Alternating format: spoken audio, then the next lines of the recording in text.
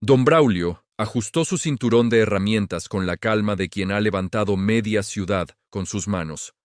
A sus 68 años, sus manos eran duras como la piedra. El sol de la mañana golpeaba el cemento fresco de la nueva torre de lujo, pero el ambiente dentro de la obra estaba más tenso que nunca por la llegada del nuevo capataz. Se llamaba Hugo, un joven de apenas 25 años, con un casco impecable y botas que jamás habían tocado el barro real de una cimentación profunda en su corta vida. Hugo miraba su cronómetro digital con obsesión, ignorando que una obra no es solo planos y números, sino el alma de los hombres que ponen cada ladrillo con sudor y fe.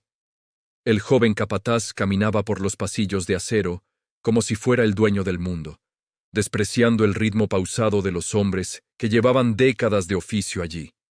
Se detuvo frente a don Braulio, quien en ese momento nivelaba con extrema paciencia una columna maestra que debía sostener el peso de 20 pisos de puro cristal y lujo.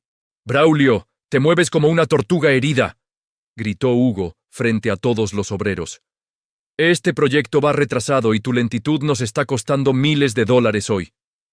El anciano no levantó la vista de la pared que construía. Siguió trabajando en un silencio absoluto que irritaba aún más al joven jefe, quien buscaba una reacción de ira. «Te estoy hablando, viejo», insistió Hugo dándole un puntapié a un cubo de mezcla fresca. «Mañana no vuelvas. Estás jubilado a la fuerza por tu clara incompetencia». Los compañeros de Braulio bajaron las herramientas, horrorizados por la falta de respeto. Todos sabían que don Braulio era el único que quedaba del equipo original. Braulio dejó su paleta de albañil sobre el soporte con una suavidad asombrosa. Miró el cubo de mezcla volcado y luego miró a los ojos vacíos del joven capataz, Hugo. «Entiendo perfectamente», dijo Braulio finalmente con una voz seca y tranquila. «Recogeré mis cosas al final del turno. Suerte con las conexiones del subsuelo». Hugo soltó una carcajada sarcástica mientras anotaba el despido en su tableta de alta gama. «No necesitamos suerte, anciano. Tenemos planos digitales y tecnología». Braulio se quitó el chaleco reflectante, lo dobló con un cuidado casi ritual y lo dejó sobre un bulto de cemento gris.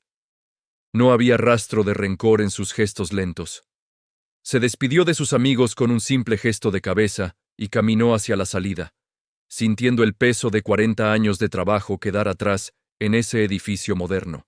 Durante los siguientes 3 días, Hugo celebró su supuesta eficiencia, aumentando el ritmo de la maquinaria pesada al doble, ignorando todas las normas de seguridad. Los obreros veteranos intentaron advertirle sobre las vibraciones del suelo, pero Hugo los callaba diciendo que los sensores inteligentes tenían todo bajo control digital. Pero al 4.º día, el desastre golpeó la obra con un estruendo que sacudió los cimientos.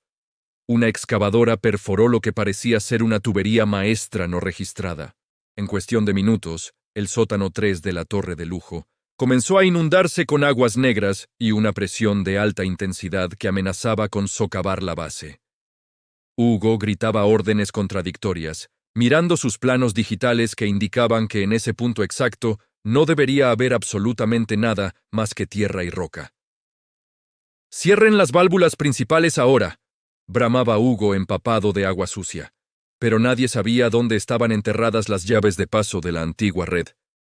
La tecnología fallaba, los sensores se volvieron locos por la humedad, y los planos digitales no mostraban la infraestructura que se construyó hace medio siglo atrás. El dueño del proyecto, un magnate con muy poca paciencia, llegó a la obra escoltado por abogados. Si la inundación no paraba, la estructura colapsaría por completo. «¿Cómo es posible que no sepan dónde están las llaves de paso?», rugió el magnate con furia. Hugo, con el rostro pálido y las manos temblorosas, no podía hablar. El agua seguía subiendo, devorando materiales caros y poniendo en riesgo la vida de los operarios que intentaban, sin éxito, contener el torrente con sacos de arena. Fue entonces cuando el obrero más antiguo, un hombre llamado Pedro, se acercó al dueño. «Solo hay una persona que conoce los secretos ocultos de este terreno viejo. Don Braulio los conoce de memoria», continuó Pedro mirando con desprecio a Hugo. Él fue quien enterró esas tuberías hace años, pero Hugo lo echó por ser lento. El magnate miró fijamente al joven capataz, quien parecía querer desaparecer bajo el agua sucia. «Tráiganlo ahora mismo. No me importa cuánto cueste. Vayan por él». 2 horas después, un coche de lujo se detuvo frente a la humilde casa de don Braulio. El anciano estaba en su jardín, cuidando sus rosas con la misma calma de siempre. Hugo bajó del vehículo, con el orgullo destrozado y el uniforme manchado de lodo fétido. «Don Braulio, por favor, tenemos una emergencia total en la Torre Nueva». Braulio ni siquiera dejó de podar sus flores para mirar al joven. «Pensé que mis movimientos de tortuga no servían para su tecnología de punta, ingeniero Hugo. Se lo ruego, la torre se va a hundir y mi carrera se terminará hoy», suplicó Hugo casi entre lágrimas. «El dueño me va a destruir legalmente si no detenemos esto». Braulio dejó las tijeras de podar y miró al joven a los ojos con una profundidad que Hugo no pudo sostener. «La experiencia no es lentitud, es saber dónde golpear». El anciano aceptó ir a la obra, pero con una condición innegociable. Hugo debía pedir perdón frente a toda la cuadrilla por haber insultado el honor de un veterano. Hugo, desesperado y sin opciones, aceptó. El viaje de regreso a la construcción fue un silencio sepulcral que pesaba más que cualquier bloque de cemento de la torre. Al llegar a la obra, el caos era total. El magnate caminaba de un lado a otro mientras las bombas de extracción apenas podían competir con la fuerza del agua negra. Don Braulio bajó del coche y caminó hacia el borde del sótano inundado. Se quedó allí parado, observando el remolino del agua durante varios minutos sin decir nada. «¡Haga algo!», gritó el magnate. Braulio levantó la mano pidiendo silencio. Estaba escuchando el sonido del agua, reconociendo el eco en las tuberías de hierro viejo. Hugo se paró frente a los obreros que habían dejado de trabajar para observar. Con la voz quebrada por la vergüenza, pidió disculpas a Braulio delante de todos ellos. «Fui un arrogante», admitió Hugo. «Don Braulio es el maestro, y yo no supe respetar su conocimiento». Los obreros asintieron, sintiendo una pequeña victoria moral.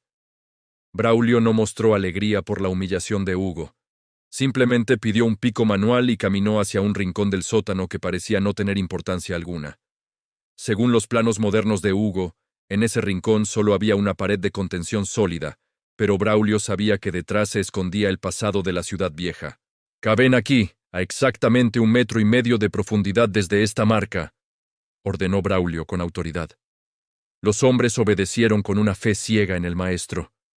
Hugo miraba su tablet, confundido. «Pero ahí no hay nada, don Braulio. El escáner de suelo no detectó ninguna cavidad metálica en esa coordenada específica». Braulio no respondió. Solo observó cómo el pico golpeaba el suelo. Tras unos minutos de esfuerzo, el metal chocó contra algo sólido que emitió un sonido de campana. Limpiaron el lodo y apareció una pesada tapa de hierro fundido, con una inscripción de 1970. Era la válvula maestra olvidada por el progreso digital. Braulio sacó de su vieja caja una llave inglesa oxidada pero fuerte. Con un movimiento seco y preciso, giró la válvula que llevaba décadas sin ser tocada por nadie. El rugido del agua se detuvo de golpe. El sótano quedó en un silencio sepulcral, solo interrumpido por el goteo constante del techo y los suspiros de alivio de todos. El magnate se acercó a Braulio y le estrechó la mano con un respeto que Hugo jamás recibiría en su vida. «Usted acaba de salvar una inversión de millones hoy. La lentitud de un sabio siempre será más rápida que la prisa de un necio». La justicia emocional había triunfado una vez más en el rudo mundo del asfalto y el hierro.